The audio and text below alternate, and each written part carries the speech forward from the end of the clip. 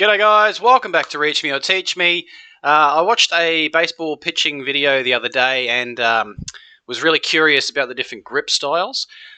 I then checked out the quick question video that was recommended a couple of times, but it was very underwhelming. It was very much the same that I'd already seen from the other video. It didn't really go into the grip styles, which was what I was really looking for. So hopefully subscriber Pushpack has come to the rescue with 7 baseball pitching grips, cheat sheet included. Let's go.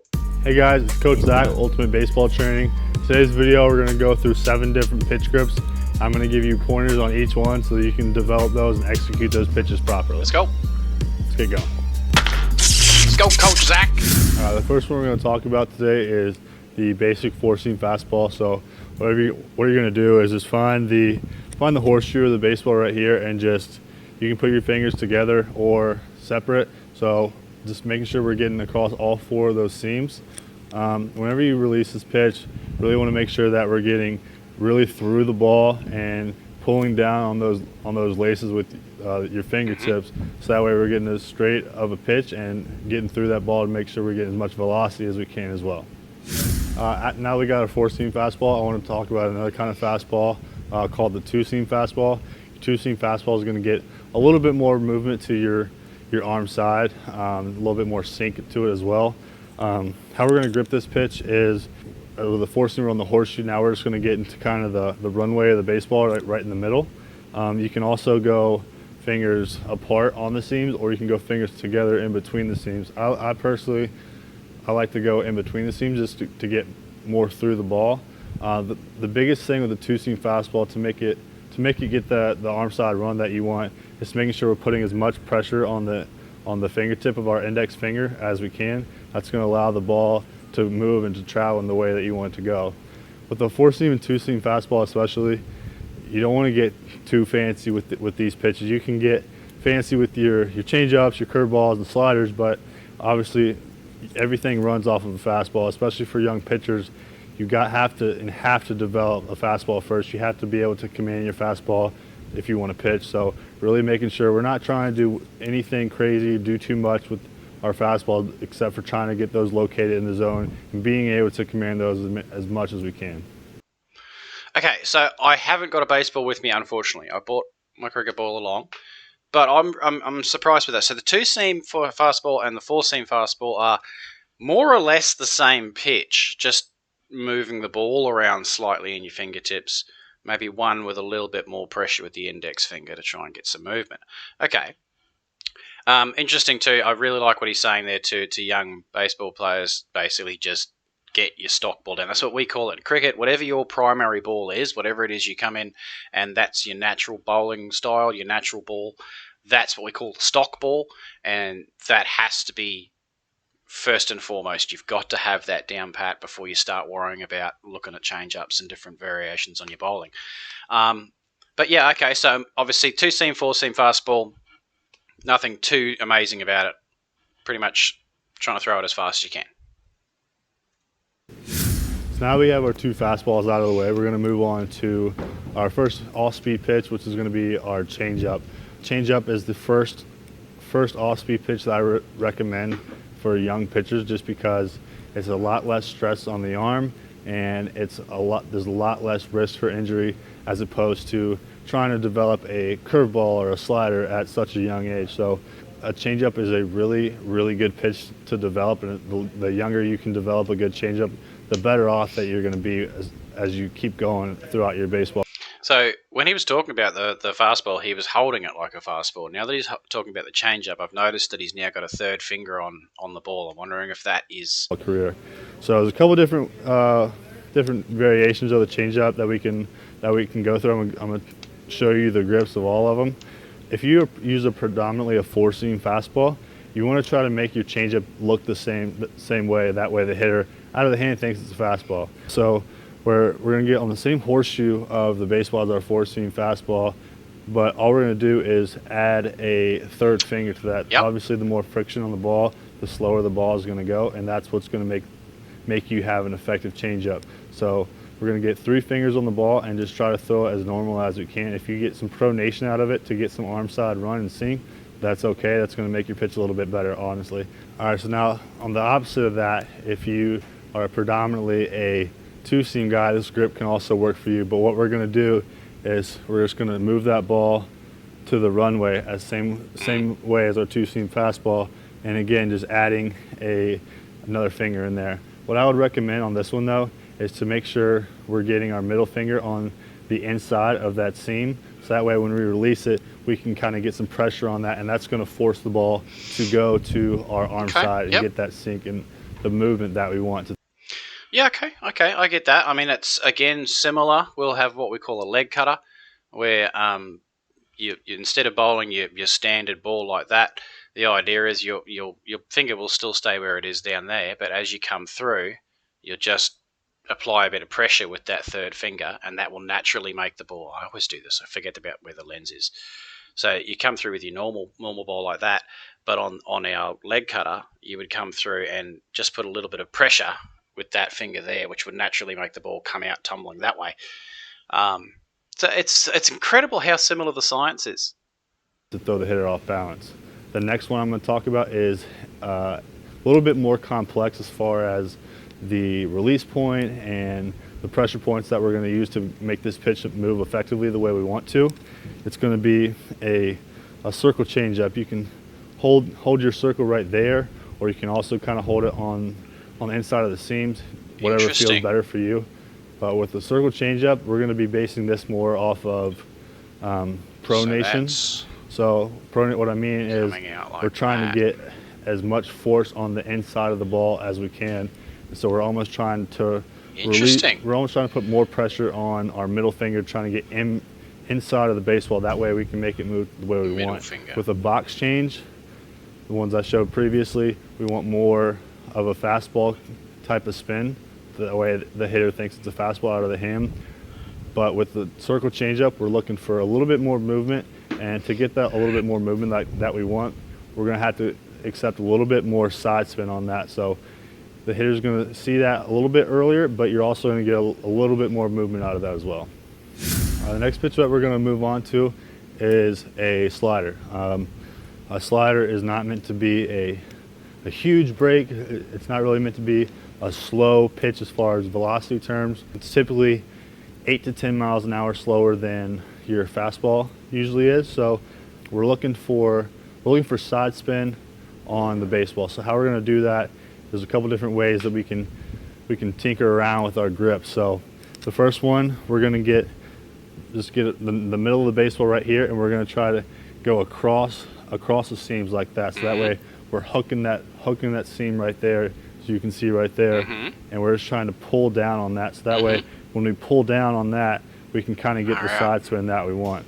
We're not looking to get a huge hump out of the hand. We're not looking to have the ball come up out of the hand. We're trying to make that pitch come out of the hand like a fastball and just kind of fade away sharply to our glove side. Another grip on it I want to show you guys with the slider. If that doesn't feel comfortable for you and you want to get a little bit more on the seam with this pitch, we can rotate the ball one turn like that, so that way we're kind of getting in between this seam right here. And what we want to do is split the seam with our fingers and almost kind of hook and put some pressure on that middle finger on the inside of that seam right there. And that way when we get as much pressure as we can on that, it's also going to allow us to really pull down on that seam and that lace and get the side spin that we want, so we can get the movement that we want to. Next pitch we're going to move on to today is the curveball. I would recommend this be one of the last pitches that you really develop, especially if you're a young pitcher, just because it's a very tough pitch to throw, and if not done correctly, it makes so much stress on your arm and your elbow if not done correctly. So I'll really make sure you're a pretty experienced player before you kind of move on trying to add this pitch to your arsenal. So there's a couple different ways that we can throw this. The main concept that we want to do to get the movement and the spin that we want is to make sure we're getting pretty high up on that seam. That way we have a lot of seam on our middle finger to really pull down with and get as much spin and movement as we can. So you can either hold it with your fingers together like that, or if you feel comfortable trying to get a little bit more velocity out of it and adding a spike or a knuckle right there, you can also do that. But the main point of this pitch is the positioning and the pressure on your middle really finger. Awkward, so that way, when you release that ball, you get as much torque, and you can develop as much spin on that pitch as possible. That feels really awkward. So a common misconception that we often see with curveballs, especially when they're getting developed at a younger age, we get so caught up in just seeing how much the ball breaks. Whereas if a ball is breaking 15 inches, but it's 20 miles an hour slower than your fastball is, it doesn't matter how much it breaks. The hitter is going to see that as soon as it comes out of hand. They're just going to be able to sit on it. So whenever you're trying to develop this pitch, making sure you have a pretty good ratio between the velocity of your fastball and your curveball. I would sacrifice a little bit of break for some extra velo. That way it's just a little bit more harder for the hitter to pick up. It's harder for the hitter to hit, and they can't really get under it as easily as if it was that much slower. These next two pitches are not really your most common pitches, but just pitches that you can add to your arsenal if you're just looking to tinker around with something or show these pitches a couple times a game to keep the hitters off balance. So the first one we're going to talk about is a cutter. I'm sure most of you guys have heard of Mariano Rivera. He was one of the greatest closers that's been in the game, and he threw a cutter almost every pitch. So it can definitely be effective if thrown correctly.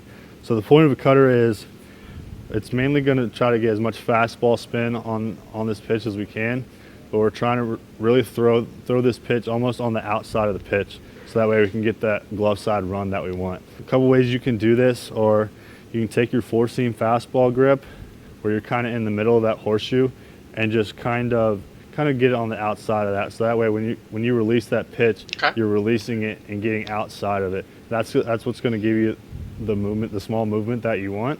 If that grip doesn't really feel that comfortable for you, or you're not really getting the movement that you want, we can also try to kind of flip the ball a little bit and get a little bit more on the outside of the grip I showed you with the slider. But the difference in this pitch and the slider is we're trying to throw this pitch a little bit more like a fastball, because obviously we want the movement to be a lot smaller. We don't really want much depth with this pitch. His thumb seems a long way around the ball with that grip too. Like, it's quite deep in that crescent, if you'd like. Whereas I would, if you want more velocity, would have kept a bit more of a gap, in there. I don't know. It's interesting though that this is where it's all started to get quite different. Like, the first few pitches, very, very similar. This has been a little bit more subtle, I suppose. The little variations are a bit more subtle. And I think because we've got obviously a different ball to start with, but because we also bounce the ball into the pitch, that creates some differences in how we might approach things, whereas you guys have got to just purely try and beat the batsman through the air. So there's probably got to be a little bit more deceit in the actual delivery. Just want as much late horizontal movement as we can get. The last pitch we're going to talk about today is a sinker. I would really recommend this for the more experienced players, just because it's very hard to get this pitch to look distinctly different than a fastball. At a young age, they kind of blend together and they don't really act the same way. They don't really repeat themselves. So I would really recommend at a higher age that if you think this could be a pitch that would help you, I would wait till then to try to develop it. Sinker, we're trying to get, it's almost kind of the same movement pattern as a two-seam fastball, but it's going to be a little bit slower, and we're trying to get a little bit more depth than horizontal movement with this pitch. So the grip is really key on certain pressure points. So we're going to pretty much, with this grip, we're going to get our two-seam fastball grip, and we're just going to go up a little bit on that. And if you want to, you can kind of turn the ball a little bit if you would like, if you feel more comfortable trying to get that finger on a lace. But having a lot of pressure on this index finger, that's what's ultimately going to allow the ball to move down as you release it with this pressure. And so we're not trying to Interesting. pronate really. We're just trying to make sure we can keep this pressure on the ball, on the seam, whatever feels. So again, that's sort of subtle difference. Like just putting a little bit more pressure on one of those two primary fingers. Not something that we necessarily do in cricket. It's a really interesting concept. Comfortable for you, and really trying to make sure that we're driving through and throwing this pitch through this finger. All right, thank you guys for watching. I hope you enjoyed the video. All right, well, hang around, guys. If you're interested, feel free to click off now if baseball's anything you want to care about. But hang in for a second, because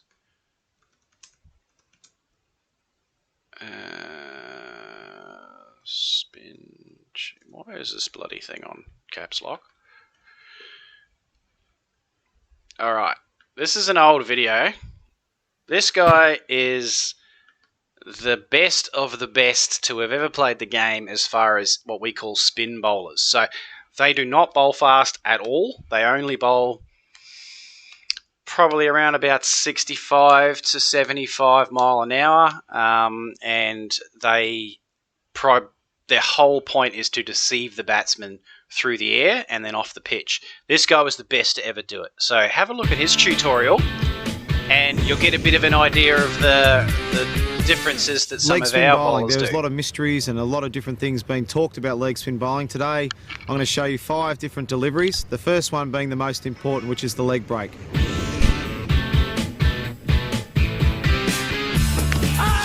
That might be the first one for this test match. Have a look at that. Bowled him from around the Where it lands. The most important thing when you're bowling leg spin and the leg break delivery is your grip. The grip must be 2 fingers down and 2 fingers up, and the ball just slots in there like that.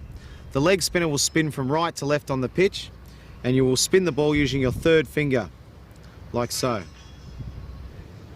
Nice, comfortable It's grip. all about that finger spinning over. To spin the ball, we want to use this 3rd finger that spins the ball, and it's spun from right to left, which is the best delivery to bowl, right to left.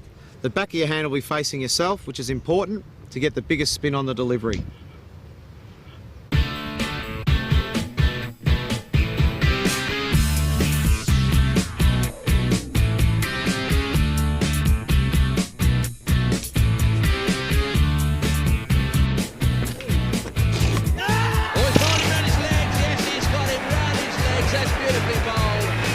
Look at that.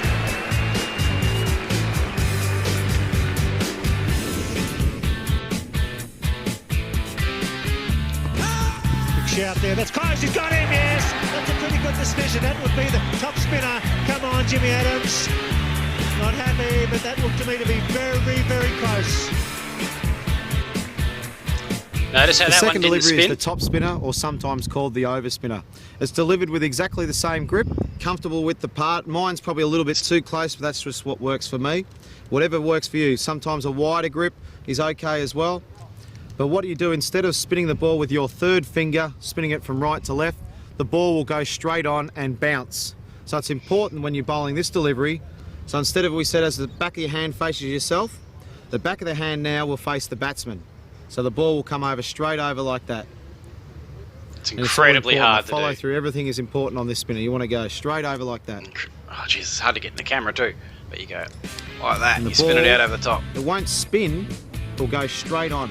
And sometimes the batsman will pick this as a wrong un or a leg spinner, and they're not quite sure. And this is when it brings bat pads into play, bowls.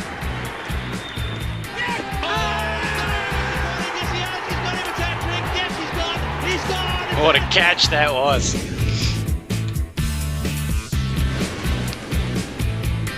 Wrongen and caught by Mark Taylor. He pitched the Wrongen perfectly on that occasion.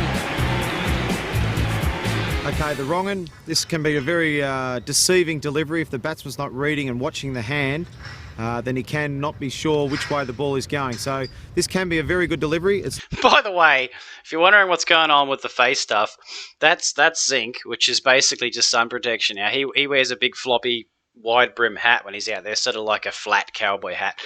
But this part of his face, oh, damn it, done it again. Basically, all that part of his face is exposed to the sun. So your tip of your nose and your lips get sunburnt because you're out in the field for sometimes 6 to 8 hours a day. And she's bloody hot here. It's delivered with the same grip, 2 fingers up, 2 fingers down. It's a little bit wider fingers here, not too much, whatever feels comfortable. As we saw the top spinner go straight over, the wrong one, it's released from the back of the hand, like so. So we said the leg spinner, back of the hand facing me, top spinner, straight facing the batsman. The wrong one, it's most important you watch the seam. When you bowl a ball, the back of the hand is facing fine leg, and the seam, it shows you which way the ball's going to spin.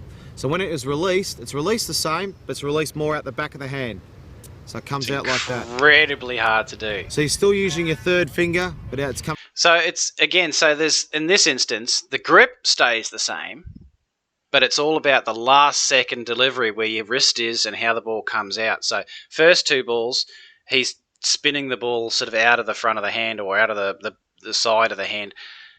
This one, it's spinning out of the back of the hand, so as the ball comes out, it actually spins that way instead of the normal that way.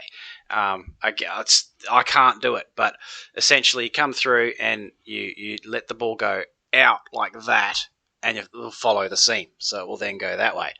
But if you come through with your normal delivery, the wrist and everything stays slightly different, and the ball comes out that way. So it's all just in that last second wrist change. Different with pace bowlers, our fast bowlers. They are more in the grips and how they will change it, and also in the releases, but they're more that, like I was saying in the other one, where you do your split finger grip, your high grip, you might turn the ball slightly so that you come down with the seam facing one way, bury it deep in the hand, etc. There's a couple of them that do bowl knuckle balls. Coming out the back of your hand.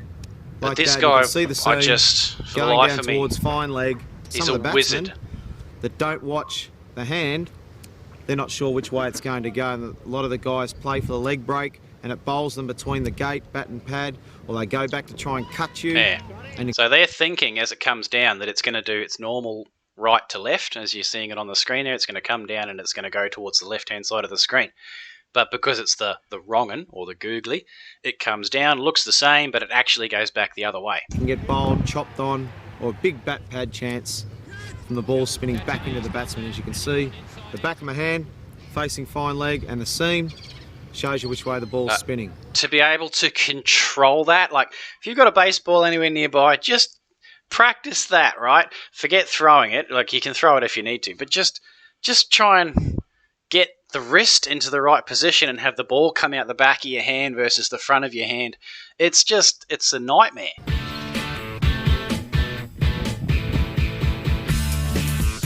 There, you can see it on the slow-mo. Watch his wrist, the back of his hand. You can see how the ball spins towards the camera. It's just amazing. It always floored me.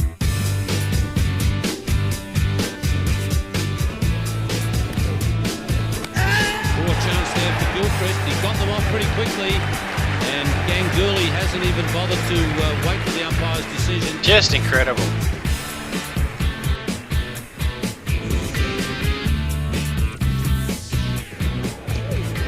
Flipper, and he's got him again with it. So this is kind of like his change-up, but it's the reverse. It's a lot quicker than his normal. He's pulled 1 for 4. The flipper's been a great delivery of mine over a long period of time. It can be a very rewarding delivery, but it's quite a tough delivery to bowl. I think it's most important that you get the leg spinner, the top spinner, and the wrong un first, and then you can slowly develop the flipper. The flipper is delivered with exactly the same grip, but your thumb comes into play here. You don't use your thumb on any of the other deliveries, but you use your thumb on this one. This one is squeezed out and comes underneath like that. And the best way to practice this delivery is to click your fingers. You put the ball in there, and then you just click your fingers. Don't try and do anything else bar click the fingers. Just click your fingers. The ball is released under the hand like that, rather than out the back of the hand. And then all you do is click your fingers, and you'll see it come out like that. So as we can see, it's coming out from underneath rather than out the back like that for a leggy. It comes out the bottom of the hand like that for the flipper. It'll be a lot. Now again, try and control that. It's one thing doing it like just flicking the ball when you're just standing stationary, but when your hand is coming through like that, you've now got to flick the ball out from underneath with your arm and everything going in the opposite direction. It's such a sign. Then control exactly where it's got to land. That's the sort of stuff that your pitchers have to do, and it just blows my mind. Flatter in trajectory, and it will skid off the ball because it's got backspin on it. It'll skid low and hopefully get the batsman bowled or LBW.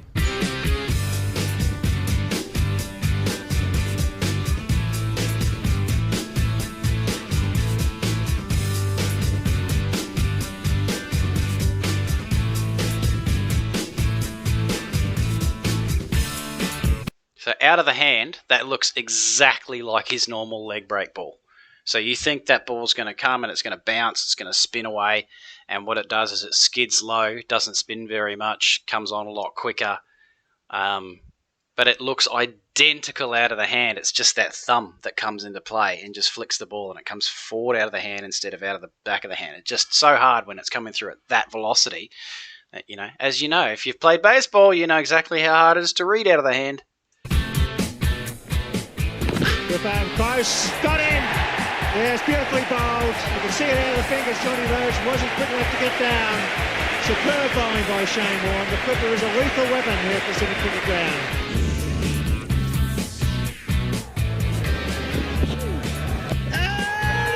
Now that's close. That's the slider. Yep. Now the slider is something I've developed over the last 12 or 18 months with a lot of help from Terry Jenner, who used to bowl it a fair bit. It's delivered like the leg spinner. The leg spinner is spun like that, as we've talked about, with the seam going from right to left, spinning the ball.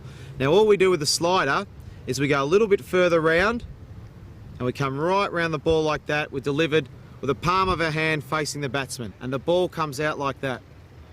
It's delivered like that, and it'll slide straight on rather than the leg break like that. The slider is delivered like that, and it will come down like that. The way to bowl it, it's exactly the same grip, it's exactly the same, and we bowl our leg break like that. The slider, it's just a bit further wrist position so the palm faces the batsman, and it goes straight through like that. This ball will slide on, and hopefully the batsman thinks it's a leg break. It should slide on. It's good delivery for LBWs and bowl.